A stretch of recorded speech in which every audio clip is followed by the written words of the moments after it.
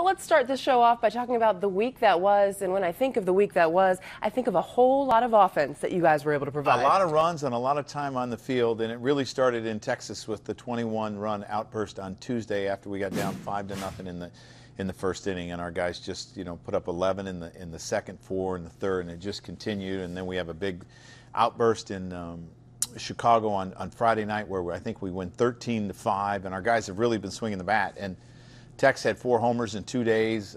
He's been swinging the bat great, and it's great to see the offense. Does it make you think with Teixeira, when should I give him another off day? Because that was coming immediately after the off day that you were able to give him. Yeah, you try to figure it out, and you try to, sometimes you probably overthink it because you're trying to make sure that they're rested. And you see a lot of times when guys get a day off, how the ball really jumps off their bat the next few days. He said before the season started, 30 and 100, I can be that guy, I will be that guy this year. He wasn't lying. No, he's almost there already. He's in the 70 in RBIs, and he's got 28 or 29 home runs. So obviously, that is not out of the question. Brendan Ryan said a pretty neat thing in the clubhouse Friday after the game about guys just kind of passing the baton. He said they don't want to pitch to Alex Rodriguez. Well, he'll take his walk, and then they have to deal with Mark Teixeira. Is that the way you feel when you're in the dugout? Well, that's the most dangerous type of offense, when guys don't leave their zone and they're patient hitters, and you see the pitch counts climb very quickly. You get to the middle relief, you get a lot of walks, and you get a lot of free passes, and then someone hits a home run, and all of a sudden you have a big inning. So that's the kind of offense that we preach. When you look at Alex Rodriguez and the patience he has had at the plate, is it at all surprising, considering he was away for so long, that he's that particular about what he's swinging at? Well, he's always had a good eye and an idea what he wants to do at the plate. And because he's hitting the ball out of the ballpark and driving in runs, pitchers are being careful. So that has led to a lot of walks, and he's been on base for a lot of Texas home runs. And it really helps out. He had said a couple of weeks ago already that it was almost getting the feel of the 2009 team, the way that offense was going. Yeah, do you feel that? That offense really clicked. And, I mean, you can talk about that offense. Robbie Cano hit 7th a lot of days. I mean, that's how deep we were. And I think Georgie hit 6th, and Matsui was 5th, and it just kept going. Brett Gardner was hitting 9th. I mean, that's how deep our offense was. So it was an offense that put a lot of pressure on you, that had some speed, as well as we do in this lineup, but a lot of guys that were capable of hitting the ball at the ballpark, and we do that. You mentioned the speed. Brett Gardner did not play on Friday night. He had the evening off with a lefty on the mound. You've been putting Chris Young in there for good reason. Do you feel as though that's worked out, being able to give those guys a day off, a little bit of a rest, and keep Chris Young in that lineup? Yeah, to give Els a day off once in a while, and to give Gardy a day off once in a while. And, sometimes you do it with Carlos if you feel that, we've faced a bunch of righties in a row and he needs a day. Chris Young has been tremendous for our club. You look at the at-bats, the home runs, the production. In that 21-run game on Tuesday night, he had 6 RBIs. He had 3 or 4 hits, hit a grand slam. I mean, he has just been great. And the other luxury that you have with him is you can play him anywhere. You can play him left, center, or right. And that's a real luxury. Talk about the offense, talk about the position players, but you have to talk about the pitching staff and the revolving door that has continued up here. We have seen Nick Goody. We have now seen Caleb Cotham. What did you think of those two guys? I think they've done a very good job. I thought Caleb did a very good job in Texas.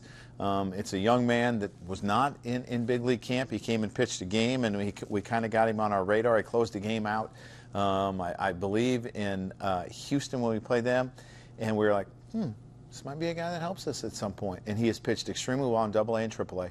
He has a very good slider. He has no fear. Nick Goody, the same way. No fear. Got into a couple games, got into Thursday night's game and Friday night's game. And that's the good thing. And when I think about the New York Yankees, I don't think that anyone would have ever predicted this year that we would have 13 players make their major league debut. 13. That's a lot. So our system has become much deeper, and these guys are helping us. And a lot of guys are contributing. And you mentioned Cotham, 1 2/3, 4 strikeouts. That's pretty evident of the no fear attacking him. It didn't seem like he really was taken aback at all by me. No, we didn't. And he comes in, he gets a double play ball right away. And this is a young man that was facing a Texas lineup that was hitting the ball pretty well and did a really good job. And we have to mention Diego Moreno. Did you ever think you would get that type of performance after the way that game started with Chris Capuano going just 2/3 of an inning? Well, you get 5 1/3 of shutout, no-hit baseball from Diego Moreno, who had just made a couple starts in AAA, so he was built up. He was able to give us 70 pitches.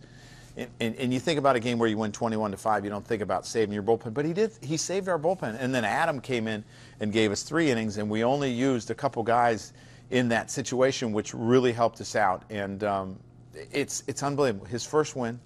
and he did a tremendous job. I have to imagine when you have the first inning the way you did, as you're trying to figure out moving forward what your bullpen is going to look like, you're just dreading, wondering how many pitchers you might have to use in that one. Yeah, and that's what you're doing. You're trying to process all the information, and you got a 14-5 lead after the third inning. You're thinking, okay, how am I going to get through this game without using guys that I don't want to use?